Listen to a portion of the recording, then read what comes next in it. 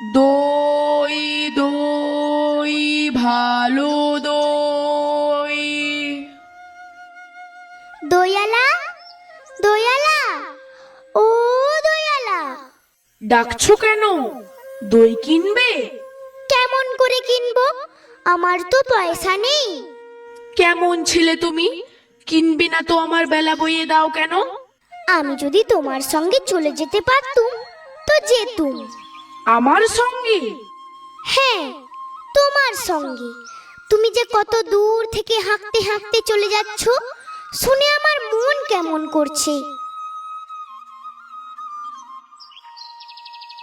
বাবা, তুমি এখানে বসে কি করছো? কবিরাজ আমাকে বেরোতে বারণ করেছে, তাই আমি সারাদিন এখানেই বসে থাকি। আহা, বাছা তোমার কি হয়েছে? আমি জানিনি, আমি তো কিছু পড়িনি, তাই আমি জানিনি আমার কি হয়েছে। দয়ালা, তুমি কোথা থেকে এসেছো? আমাদের গ্রাম থেকে এসেছি। তোমাদের গ্রাম? অনেক দূরে তোমাদের গ্রাম?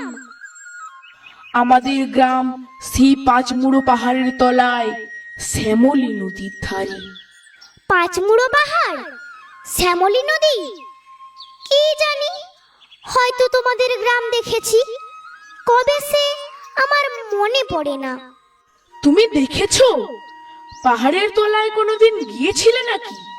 না, কোনো দিন যাইনি, কিন্তু আমার মনে হয় যেন আমি দেখেছি। অনেক পুরনো কালের খুব বড় বড় গাছের তলায় তোমাদের গ্রাম, একটি লাল রঙের রাস্তার ধারে না? ঠিক বলেছো বাবা। সেখানে পাহাড়ের গায়ে সব গরু চড়ে বেড়াচ্ছে। কি আশ্চর্য! ঠিক বলেছো, আমাদের গ্রামে গরু চড়ে বই কি, খুব চড়ে।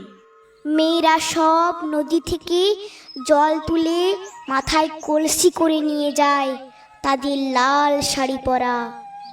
বাহ বাহ, ঠিক কথা। আমাদের সব গয়লা পাড়ার মেয়েরা নদী থেকে জল তুলে তো নিয়ে যাই, তবে কি না তারা সবাই যে লাল শাড়ি পরে তা নয়। কিন্তু বাবা, তুমি নিশ্চয়ই কোনোদিন সেখানে বেড়াতে গিয়েছিলে।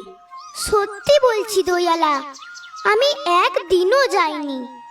কবিরাজ যেদিন আমাকে বাইরে যেতে বলবে, সেদিন তুমি নিয়ে যাবে তোমাদের গ্রামে। যাব বই কি বাবা, খুব নিয়ে যাব। আমাকে তোমার মতো ওই রকম দই বেচতে শিখিয়ে দিও, ওই রকম বাঁক কাঁধে নিয়ে, ওই রকম খুব দূরের রাস্তা দিয়ে। মরে যাই, বই বেচতে যাবে কেন বাবা?